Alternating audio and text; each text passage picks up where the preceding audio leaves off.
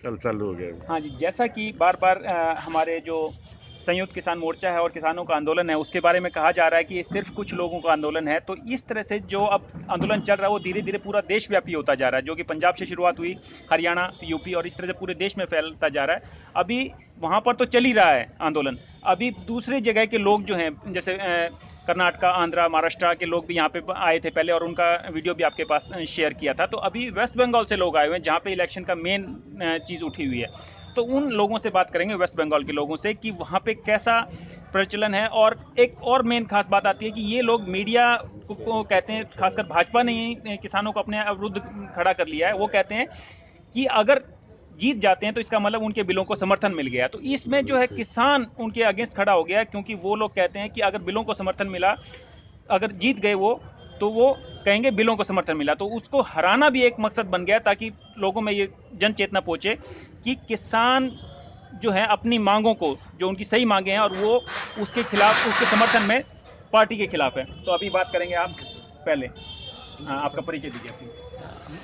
आलम Bardhaman district West Bengal से आए हैं यहाँ ये समझने के लिए जो आंदोलन इतना देर से चल रहा है 106 दिन से और शांतिपूर्ण ढंग से चल रहा है। इतना लोग यहाँ खड़े हैं, डटे हैं इस आंदोलन के साथ। तो क्या इसके तरीका क्या है ये समझने के लिए हम आए हैं। बंगाल में भी चल रहा है, लेकिन इतना अच्छा जो देश भर में विदेश में भी इतना नाम कमाया है ये आंदोलन सीखने के लायक है। और इसलिए हम यहाँ आए हैं इसको समझने के लिए। जो किसान को जो एमएसपी और जो 3 कानून जो लाए हैं बीजेपी सरकार ने, वो कानून किसान के लिए बहुत ही खतरनाक और अपने इसको जिंदगी की सवाल है। अच्छा, तो आपसे एक तो ये जानना चाहेंगे कि आपके पास क्या इमेज पहुंच रही है, ये जो मेन नेशनल लेवल का जो मीडिया है, वो क्या इमेज पहुंचा रहा है यहाँ के लिए? वो नेशनल खुद खेती करते हैं। हम खुद खेती करते हैं। नेशनल किसी भी मीडिया वहाँ नहीं दिखा रहा है, इसलिए हम लोगों को ज़्यादा गांव-गांव घूमना पड़ रहा है। वो किसान के पास एक अफवाह फैल रहा है कि वेस्ट बंगाल के किसान ज़्यादा से ज़्यादा छोटा किसान है और ये जो बिल लाए गए हैं, इस बिल में छोटा किसान के कुछ क्षति नहीं होगा, प्रॉब्लम नहीं होगा। ये एक अफवाह फैल रहा है। तो हमारा जो इस बिल के बारे में हम जितना जानकारी हमको मिले हैं, तो छोटा किसान का क्षति ज़्यादा होगा, इसलिए कि जो छोटा खेती है, जो किसान है, मतलब जो जिसका जमीन कम है, उसका फसल उगने के साथ साथ उसको बेचना पड़ेगा। और जो बड़ा किसान है, वो कुछ दिन उसका फसल को उसका अपनी के पास रख सकेगा। अच्छा, ये जो इससे पहले फसल बीमा योजना का आया था, फसल बीमा योजना, उसके लिए भी सरकार ने जबरदस्ती भी बैंकों से पैसे कटे और उसके लिए भी काफ़ी प्रमोट किया। उन्होंने कहा कि आपको जो भी आपका नुकसान होगा वो फसल बीमा कंपनी झेलेगी। तो उसका कैसा रिस्पॉन्स रहा, उससे क्या फ़ायदा हुआ आपको? इसमें तो किसान को कुछ फायदा नहीं हुआ। वो जो बीमा जो कंपनी है, वो फायदा ज़्यादा से ज़्यादा वो कंपनी को हुआ, क्योंकि जो किसान का जो छोटा बड़ा जो प्रॉब्लम हो रहा है, किसान का जो खेती नष्ट हो रहा है, अभी तक तो सेंट्रल गवर्नमेंट से कोई मुआवजा नहीं मिला। नहीं, कंपनी जो है, कंपनी जिन्होंने इंश्योरेंस किया, बीमा किया जिन्होंने, उनसे कुछ अच्छा मुआवजा मिला, लोगों को राहत मिली? नहीं। अब एक सीधा बात समझ, इंश्योरेंस है ही नहीं वो। जैसे कि एक कंपनी गवर्नमेंट वहाँ पे इंश्योरेंस नहीं है, वहाँ पे इंश्योरेंस फसल बीमा की योजना नहीं चली वहाँ पे। फसल बीमा योजना उन लोगों को मिलता है जो बैंक या जो लोन लेता है बैंक से या समवाय समिति से, उस लोन के ऊपर बीमा योजना होता है। तो ज़्यादा कम आदमी, कम किसान ये लोन ले पाता है, क्योंकि इसके यहाँ बहुत कागजात की जो ज़रूरत पड़ता है, वो ज़्यादा से ज़्यादा किसान के पास, छोटा किसान के पास ठीक से नहीं मिल पाता। तो ये बीमा देने में, ये जो खासकर लोन देने में भी पैसे लिए जाते हैं, जैसे यहाँ पे तो होता है, ऐसा वहाँ पे भी होता है? हाँ, जो बैंक वाले लोन, लोग हैं वो परेशान करते हैं और पैसा लेते हैं। हाँ, पैसा ठीक से नहीं मिलता तो फसल खराब हो जाता, फसल के दाम नहीं मिलता तो किसान लोग खाएगा क्या और देगा क्या। तो अच्छा। उस वक्त बैंक से नोटिस आता पैसा वापस करने के लिए, तब परेशान हो जाता किसान लोग। और कुछ बोलना चाहेंगे आप? ये हम इतना ही बोलना चाहते कि जितना किसान है, जहाँ की भी हो, ये सारा भारत की किसान को इस बारे में कंसेंसस होना चाहिए कि ये बिल ना लागू हो पाए, इसलिए ज़्यादा से ज़्यादा आंदोलन करना पड़ेगा। चलिए ठीक, अभी दूसरे भाई हैं। आप जो है, एक ये मेन मुहिम चली है कि किसान जो है अब पॉलिटिकल मैदान में उतर गए हैं भाजपा सरकार के खिलाफ। क्या आप तो ऐसा चल रहा है वहाँ पे वेस्ट बंगाल में? हाँ, वेस्ट बंगाल में भी अभी शुरू हो गया और पहली यहाँ का इलेक्शन नज़दीक आ गया। अभी वहाँ पे नो बीजेपी का जो नारा लगाया वो गांव-गांव में और शहर में अभी मिছিল और पोस्टर ऐसा चल रहा है। वहाँ पे किसी बिल के लिए जो प्रॉब्लम होगा वो सिर्फ पंजाब और हरियाणा का ऐसा नहीं लग रहा है हम लोगों को। ये पूरा किसान लोगों का, ये जो हमारा अन्नदाता है, सबका ऊपर ही इसका असर पड़ेगा। तो हम इसका खिलाफ है और हम लोग उधर इसका बारे में अभी चर्चा शुरू हुए हैं और लग रहा है जो अभी गांव-गांव में जाके किसान को पहले से ऐसा नॉलेज नहीं था इसका। ये जो आंदोलन के बारे में इंफॉर्मेशन भी नेशनल जो चैनल है वो तो ऐसे ही दिखाई नहीं दे रहा था। अभी जो हम लोग बहुत सारी आदमी इधर आए और यूट्यूब और फेसबुक से बहुत सारी रिपोर्ट उधर ये है। अभी थोड़ा माहौल चेंज हो गया, लग रहा है जो ऐसा ऐसा जो स्टेट बॉडी यहाँ पे हम लोग आके सुना जाए, इधर एक तो स्टेट बॉडी भी बनाया। ये पॉलिटिकल क्वेश्चन अभी आए इसका नया ही इंडिया का जो पॉलिटिकल सिचुएशन है इसमें फ्रंट लाइन में आएगा। ये लग रहा है जो इसका बारे में चर्चा शुरू हुआ और आने वाले दिन में हम लोग एक साथ अगर इकट्ठा हो जाए तो इसका जरूर ये बिल को वापस लेना उसको करना ही होगा उसको। यहाँ पे तो सभी किसान इंतजार में हैं कि भाई मोदी जी सुनेंगे, और मोदी जी कहते हैं कि हम एक कॉल दूर पे हैं। तो दोनों तरफ से कोई समन्वय नहीं हो रहा, कोई बातचीत नहीं हो रही है। तो लेकिन वहाँ पे तो पॉलिटिकल टाइम है वेस्ट बंगाल में, तो वहाँ पे किसानों को समझाने की कोशिश कर रहे हैं मोदी जी की भी कि बिल कैसे फायदेमंद है उनके लिए। हाँ, मोदी जी बहुत सारी उसका जो मीडिया है, उसका जो सपोर्टर है, उसका जो उसको क्या बोलते हैं सॉफ्टवेयर जो लोग है, वो लोग बहुत कोशिश कर रहा है जो किसान को ऐसा ही बोल जाए। पंजाब का जो क्वेश्चन है हरियाणा का है, ये लोग बड़ा लोग है, बड़ा किसान है, इसका अपना प्रॉफिट के लिए ये लोग इतना दिन से लड़े हैं। लेकिन तो आप लोग छोटा किसान है, ये जो बिल आए हैं ये आपका अच्छे ही होगा। ये लोग आपको सही ढंग से नहीं बुझा। ये आरएसएस और बीजेपी वाला बहुत कोशिश कर रहा है इसको समझाने के लिए, लेकिन किसान लोग लग रहा है जो उसका जो मिसट्रस्ट है तो उसका ऊपर ट्रस्ट ऐसा नहीं है बीजेपी का। ये जो आपने बताया ये तो हमारी बुराई हुई, जो यहाँ के लोगों का बता रहे हैं कि ये निराधार जो संघर्ष कर रहे हैं, लेकिन उन्होंने वहाँ पे समझाने की कोशिश की कि भाई किसानों को कैसे फ़ायदा होगा इससे, किस तरह से किसानों, छोटे किसानों को कैसे फ़ायदा होगा, या वहाँ पे ये कंपनियाँ नहीं सुनेंगी तो किसानों को सुनवाई के लिए सरकार कैसे मदद करेगी। जैसे कि पीछे किसानों को आक्रोश है यहाँ पे तो कि फसल बीमा में कुछ नहीं मिला, सरकार ने कोई सुनवाई में मदद नहीं की। तो ऐसा कुछ समझाने की कोशिश की भी, आगे अगर नहीं मिलेगा, ये धोखा फिर से हो जाएगा जैसे पहले हो चुका है, तो सरकार किस तरह से उनके साथ खड़ी होगी। अभी तो इसका तो एक फेक न्यूज़ उसका नाम ही हो गया फेक। ठीक है, इसका जो मिसट्रस्ट बन चुका है आदमी का ऊपर, ये जितना आज तक जितना बोले हैं वो कुछ नहीं दिया है, कुछ नहीं वो रखे हैं। तो जो इसका ऊपर जो मिसट्रस्ट है, लेकिन वो कोशिश कर रहा है जो वेस्ट बंगाल का जो किसान है उसका इतना बारे में जानकारी नहीं है, मूवमेंट का बारे में भी ज़्यादा तक जानकारी, इसका फ़ायदा वो उठाने का कोशिश जारी रखे हैं। हम लोग भी कोशिश जारी रखे हैं जो उसका अगेंस्ट में जितना तक आपका जो मूवमेंट है, आपका जो लड़ाई है, ज़्यादा तक वहाँ पे किसान लोगों का सामने हम ले आए तो उसका जो इलेक्शन है उसका पहले ही उसको हम रोक सकते। वैसे मोदी जी का मेन जो तरीका रहा इलेक्शन लड़ने का, वो ये रहा है कि विरोधी को जो कमज़ोर करते हैं उनकी पार्टी के लोगों को तोड़ लें, और उसके बाद कुछ लोग उनके मिलके और फूट डालने के बाद में फूट डालो राज करो, एक बार लोकतंत्र में जाके फिर अपने काबू में करें। तो ऐसा ही वहाँ पे भी हो रहा है। जरूर उसको बहुत सारी जो हॉर्स ट्रेडिंग करते हैं ना, वो इलेक्शन के पहले ही हॉर्स ट्रेडिंग शुरू कर दी। इस अभी तक बहुत सारी पहली जो इलेक्टेड एमपी और इलेक्टेड जो पॉलिटिकल थे एमएलए थे वो उसको अभी अभी वो लोग ज्वाइन कर दिए बीजेपी में इलेक्शन का पहले ही।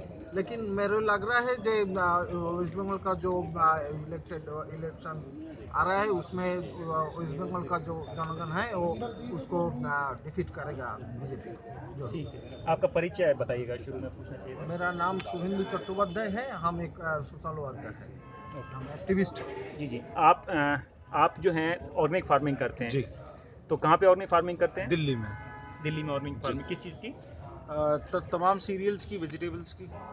वेजिटेबल्स की। तो ये क्या फ़ायदेमंद रहता है? नहीं, बिल्कुल फ़ायदेमंद नहीं रहता, सिर्फ अपनी कंटेंशन के लिए, सिर्फ अपनी आत्मिक सुख के लिए मैं ये करता हूँ। अदरवाइज़ मेरे को कोई एक्स्ट्रा दाम नहीं मिलता और मेरे को अपनी फसल रेगुलर प्राइसेस पे ही बेचनी पड़ती है, जो कि हमेशा मंडी डिप्रेशन में होती है।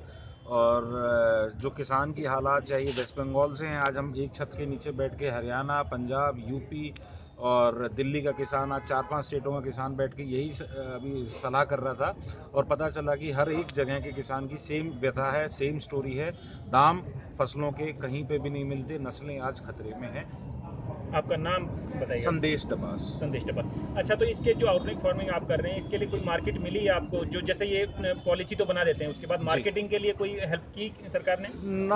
ना ही कोई मार्केटिंग की हेल्प है, ना ही कोई ऐसा स्ट्रक्चर्ड सिस्टम है, ना ही कोई मिनिस्ट्री ऑफ एग्रीकल्चर या IARI की तरफ से ऐसा कोई सपोर्ट है कि आके वो सर्टिफिकेशन दें। सब कुछ किसान को अपने आप करना पड़ता है। एक एक फसल आप सीमांत किसान हैं, 1 से 2 एकड़ के ज़्यादातर किसान हैं और उनकी सर्टिफिकेशन और उसके बाद उन फसलों की चेकिंग का खर्चा इतना ज़्यादा है सर्टिफिकेशन का कि कोई किसान अगर धरा पे देखे तो कोई इंडिविजुअल लेवल पे ऑर्गेनिक फार्मिंग कर ही नहीं सकता।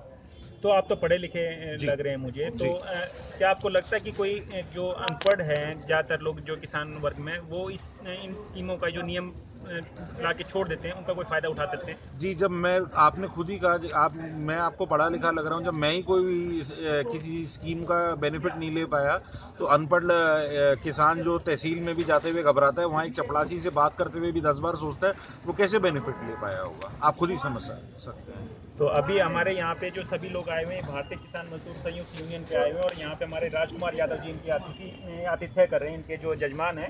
और यहाँ पे हम राजकुमार यादव जी के टेंट में बैठे हैं। इन्होंने भी समझाया किसान जो वेस्ट बंगाल से किसान आए कि कैसे ये जो कानून खिलाफ है। तो हमें भी एक बार बताइए दर्शकों को कि ये कानून जो आपने समझाया कि किस तरह से किसानों के खिलाफ है। जी भाई साहब, इसलिए खिलाफ है कि इस काले कानून की पहले बात जो हमारे बीच में एक एग्रीमेंट होगा, तो एग्रीमेंट होगा तो हमारे किसानों के साथ एग्रीमेंट में हमारे किसान भाई ये होता है कि दलहन साग सब्जी अपने हिसाब से, और पशु पाले होते हैं उसमें जो है दूध दही जो सेवा भी करते हैं, अनाज की सेवा करते हैं। किसान जैसे शरीर में आत्मा होती है, शरीर में से आत्मा होती है, बगैर आत्मा के शरीर नहीं होता है। उसी तरह से किसान अपनी ज़मीन को अपनी आत्मा से भी अधिक मानता है। अपने जीवित जो है अपने बच्चे को नहीं ज़मीन लिखाता है, और बहू और लड़का भूखा हो जाए तो रात में नींद नहीं आती है। पहली बात हमारे जो है जो नस्ल फसल की बात आती है, तो नस्ल फसल की बात आती है, हमारे पूर्वज जो समाधि ले लीन है, जो हमारे पूर्वज जो है जिनका शरीर नहीं रहा वो समाधि ले लीन है, तो वो हमारे दादा पर बाबा हमारे सभी किसान भाई के बागों में खेतों में है। दूसरी बात ये है, हम अपने अनुसार जब अनाज फसल बोते हैं, हमारे बीच में कोई ज़रूरत पड़ती है, किसान और दुकान ये दोनों जुड़वा भाई हैं। अगर किसान है तो दुकान नहीं, दुकान नहीं तो किसान नहीं, किसान नहीं तो बेचेगा कहाँ, तो दोनों जुड़वा भाई हैं। हमारा इतना नहीं कहना, हम ज़रूरत पड़ती है बीमारी हारी शिक्षा फीस देने के लिए तो हम दुकान ले जाते हैं सामान। तो ये जो इनका तमाम चीज़ें आप देखा होगा, अभी हमारी तमाम कंपनियां रहे, चाहे पल्स रहा, चाहे सहारा रहा, चाहे सहकारिता बैंकें रहीं, चाहे बैंकें रहीं, जहां पर हमारा किसान बीमा लेकर योजना गया, आज तक कुछ नहीं मिला। नेहरू विजय माल्या तमाम इनके साथी जो उनके रिश्तेदार पैरवी किया उन्होंने, आज तक उसके हुआ क्या। तो हमारे किसान देख रहे हैं कि हमारी ज़मीन से पानी निकलता है, ज़मीन से पानी निकलता है, और रोटी और पानी दोनों उनके उसमें हो जाएगा। जिस तरह पराली जलाने में 1 करोड़ रुपया इनको अनुभव में दुख होना चाहता, फिर बीच में आप कहेंगे जिनको 11-12 पहाड़ा नहीं मालूम वो शिक्षा मंत्री हो गए, जिनका जो है न्याय नहीं मालूम उनको न्याय मंत्री हो गए, जिनका कंपनी नहीं वो जो है फैक्ट्री ज्ञान नहीं है तो वो उद्योग मंत्री हो गए, जिनका देश बेचना है, देश चलाना नहीं, वो प्रधानमंत्री बन गए। ये दुर्भाग्य है। नेता सुभाष चंद्र वल्लभ भाई पटेल, सरदार भगत आदि जो देश की आज़ादी की, हमारे नेताजी ने नहीं कहा था रोटी, कपड़ा और मकान और शिक्षा, चिकित्सा, रोजगार। आज हम लोग वहाँ जा रहे हैं, उत्तर जा रहे हैं, जहाँ हमको बड़ा अफसोस हो रहा है। हमारी खेती अपने कब्जे करके जैसे पराली जलाने के 1 करोड़ रुपया जुर्माना रखा गया। हमें किसानों को संदेह है, ये हमारे टाइम पर जब हमारा फसल कटेगा, जब केसीसी जो सरकार जो बैंक देते हैं बिजली का पैसा, पहले किसान पैसा देता है हर महीने और फसल तो 6 महीने में तैयार होती है, तो हमारा किसान किस तरह सामना करेगा? ये कंपनी चली जाएंगी और हमारे सामने नहीं लेंगे जब हमारा जरूरत पड़ेगा। इसलिए इनकी कंपनी पर कोई जरूरत है, हमारा भरोसा नहीं है। 1 मिनट और तो आपसे कहना चाहता हूँ, इसलिए जिस तरह 1 मिनट हमारी आज जो है अडवाणी को दे रहे हैं सब चीज़ें, और उससे चाहे रेल हो, चाहे आप नहीं अडानी को दे रहे हैं तमाम, चाहे आप एयरपोर्ट हो, चाहे रेलवे हो, चाहे बंदरगाह हो, आदि सब दे रहे हैं। इस तरह से खेती भी उनकी चली जाएगी और पानी भी कब्जा हो जाएगा। तो रोड जो है, टूल टैक्स, पहले हमारा एक नहर चलती थी, नहर ऊपर से रहते थे, अगर आप पशु जाते थे मुकदमा लिए जाते थे, जुर्माना कर देते थे। अगर इस रोड पर निकलेगा, अभी हम तो कहते हैं जो संपत्ति सरकारी वो हमारी है, हमारे भाई किसान की है, तो हम पंचायत जो है हमारे पूर्वजों ने शहीदी दी, तमाम लोग कुर्बानी दिया है, शहीद हुए, उस पर हमको जमीन मिली थी, ऐसे दाम नहीं मिले थे। जितने बार आक्रमण हुआ तब हमारे यही भाई, हमारे सभी लोग जो है किसान ही बेटे जो है वहाँ पर काम किए। तो ये जब जेल रोड चलेंगे तो उसमें टूल टैक्स हो जाएगा।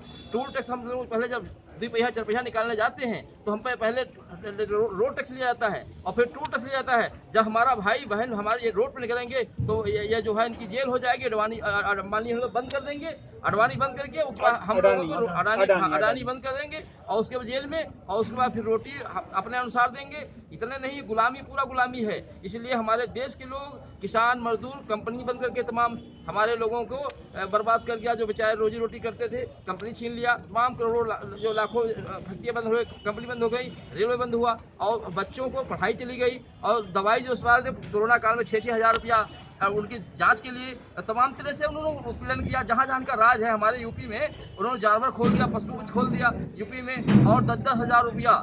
जब आप कोरोना काल से 10-10 हज़ार प्रदूषण के, और जो हमारे रेल और बस चलना था, मजदूर बेचारे किस तरह से आए, किस तरह पीड़ित, जो उनको बस से रोक दी, ट्रेन नहीं दिया, और उसके बाद डाला ट्रैक्टर में भाई बंदी रो पीट के बैठ लिए, तो उनको बीच में कागज पत्र होते हुए उनकी चालान कर दिया, अपने मन मुताबिक उनसे पैसे छीनने का काम किया। ये बिल्कुल, ये जो मतलब आपको लगता है किसानों पे जितना चालान करते हैं सरकारी मतलब इस पे नहीं लगाएंगे, ये हमारा ये है जो मोदी जी की बात, इतना मतलब झूठ बोलने वाला, झूठ मतलब इनका काम है, झूठ बोलो, फूट करो, और जो है ये दंगे फसाद, ये पूरे हमारे जहाँ जहाँ की सरकार रही है। अब बंगाल नंबर है, बंगाल में देखो पहले बहन जो है दीदी जी के ऊपर हमला हुआ, इस तरह से इनका काम है कत्ल कराना, लूट, एक तरह से देश को, और देश के बाद नहीं पूरी बर्बादी आ जाएगी। इसलिए हम तो यह निवेदन करते हैं, ईवीएम हटाओ, संविधान बचाओ। अगर ईवीएम हटाओ, संविधान बचाओ, इसलिए बिहार में चलते जीत रहे हैं, तेजस्वी जीत रहे हैं, 30 जहाज उतारे गए, बंगाल उतारे जा रहे हैं। अगर इनका डिबेट करना है, हमारे पास कुछ नहीं, हमारे पास सोशल मीडिया है, हम सोशल मीडिया भाई पर तो भरोसा करते, इनके पास सब चैनल जितने, इनके चैनल सब इनके हैं। अगर चाहें तो डिबेट पर लड़े, क्यों करोड़ अरबों खरबों पैसा खत्म कर रहे हैं। हमारा किसान इतना है कि इनको वोट दे, लाइन में खड़े और जिंदाबाद करें। इनकी जितनी मेहनत धूप घाम हमारी बहनें, हम सबको इनके जो है, और उसके बाद जब बन जाते हैं वहाँ जा करके इनको फ्री जहाज, ट्रेन, आवत यात्री, 4 पहिया गाड़ी, अत्ता भत्ता सब इनको। हमारे भाई जो 60 साल काम करें उनका पेंशन नहीं, जो जवान है उनको पेंशन नहीं, ये केवल 5 साल में बन जाते हैं। और इनका सब पूरा जो है, ये हमारा कहना है, किसान का दोष इनका वोट देना।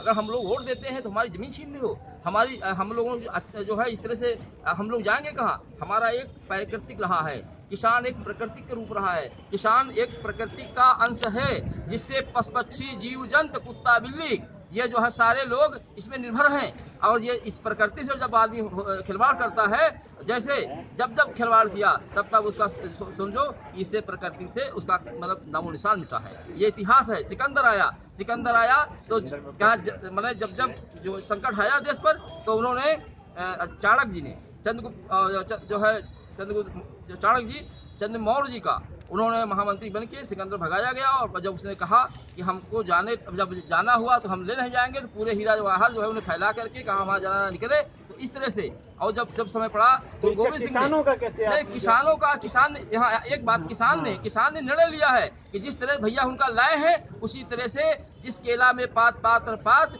तस मोदी जी की बात बात और बात, इतनी निकाले। 50 रुपया में हमारे बच्चे फार्म भरते थे, हजारों रुपया फार्म भरे, कई बार कहीं नौकरी ढूंढे नहीं मिली। अरे ये इतना झूठा कहीं प्रधानमंत्री नहीं। तो हम ये कह रहे हैं, जिस तरह 2022-2024 विदा हो जाएंगे तो हमारा भाई तब तक खड़ा रहेगा। ये पंजाब से हम संदेश करेंगे, यहाँ से अपनी वाणी से, पंजाब जो हरियाणा और सारे पूरा देश पूरा तंग हो चुका। ऐसा कोई प्रांत नहीं जहां इन्होंने शोषण नहीं किया और जहां परेशान नहीं किया। करोड़ों मुकदमा लगाए भाई बहनों पर, फर्जी मुकदमा लूटने का काम इनका है। सब लोग त्रास कर रहे हैं। इसीलिए बंगाल से हमारा निवेदन है आपके माध्यम से कि इन्हें वोट न दें, बाकी चाहे इसको जो है बीजेपी को वोट बिल्कुल न दें। तो आपने जो बात कही कि भाई झूठे मुकदमे लगाते, तो क्या आप क्या आगंतुक है, कहाँ से आप? दिल्ली से हैं। तो दिल्ली से हैं महावीर आर्य जी। तो आप इस बारे में क्या कहेंगे, झूठे मुकदमे लगा देते हैं जो लोग इनके खिलाफ होते हैं? इन्होंने एक ये तरीका ढूंढा है कि हम विपक्ष में जो भी हैं या हमारे खिलाफ जो बोलते हैं उनको दूसरे मुकदमों में फंसा देंगे, वे चुप हो जाएंगे। लेकिन ऐसा है नहीं, क्योंकि जितने भी ये मुकदमे बनाएंगे उतना ही ज़्यादा विद्रोह फैलेगा। और ये जो है आज भारतीय जमा छोड़ पार्टी कहना चाहिए इसको। इन्होंने कानून ऐसे बना दिए कि कोई जितना स्टॉक करो, देश को लूटो खाओ, और देश में तराई मच जाएगी। 50 करोड़ से ज़्यादा भी लोग भूखे मर जाएंगे। जब ये 2 रुपए की चीज़ 200 में मिलेगी तो गरीब आदमी की तो इन्होंने थाली की रोटी छीन ली है। इन्होंने कानून ऐसे बना दिया कि सारा देश भूखा मरेगा और कानून व्यवस्था चौपट हो जाएगी। अब भूखा मरता क्या नहीं करता, वो जो है चोरी करेगा, डाके करेगा, सारे उल्टे काम करेगा। तो आपके ऊपर भी केस लगाने की बात हुई थी, तो कुछ उसके बारे में चर्चा करेंगे। हाँ, मेरे ऊपर इन्होंने एक फर्जी मुकदमा बनाया था, क्योंकि 26 जनवरी के बाद मैंने विरोध किया था। यहाँ जो दिल्ली की तरफ से आए थे भारतीय जनता पार्टी के, उनको मैंने भगाने का काम किया था, क्योंकि दिल्ली इलाके का तो कोई था ही नहीं, एक टीकरी गांव का था। मैंने उनका भंडाफोड़ कर दिया। उन्होंने गुस्से में आकर षड्यंत्र के तहत मेरे को यहाँ पर मुकदमे में फंसा दिया। लेकिन झूठ के तो पैर नहीं होते। जब हम यहाँ सटेज से विरोध हुआ, सूट मोर्चे ने विरोध किया, हमारे इलाके ने विरोध किया, और सारा दिल्ली देहात मुझे जानता है। हम तो आर्य समाज में हैं, स्वामी दयानंद को मानते हैं और बहन बेटी समझते हैं, सबको माँ के बराबर समझते तो हैं। अभी केस लड़ रहे हैं आप वो? नहीं, वो केस उन्होंने पुलिस को पीछे हटना पड़ेगा, क्योंकि झूठा केस था। इसलिए उनको ये डर लगा कि कभी हम खुद ना फंस जाएं, इसलिए तो उनको उसका कुछ सिर पैर नहीं थे उसके केस? हाँ बिल्कुल नहीं था, क्योंकि उन्होंने तो एक पहले का कोई केस था लड़की छेड़ने का, उसमें मेरे को जोड़ दिया बेमतलब। सिर्फ इसी वजह से कि आंदोलन में आप शरीक थे? हाँ, क्योंकि मैं उनका विरोध किया, मैंने उनका भंडाफोड़ किया कि ये लोकल नहीं है, इलाके के नहीं है, ये भारतीय जनता पार्टी का इलाके का तो एक था बीजेपी का, वही बीजेपी का था।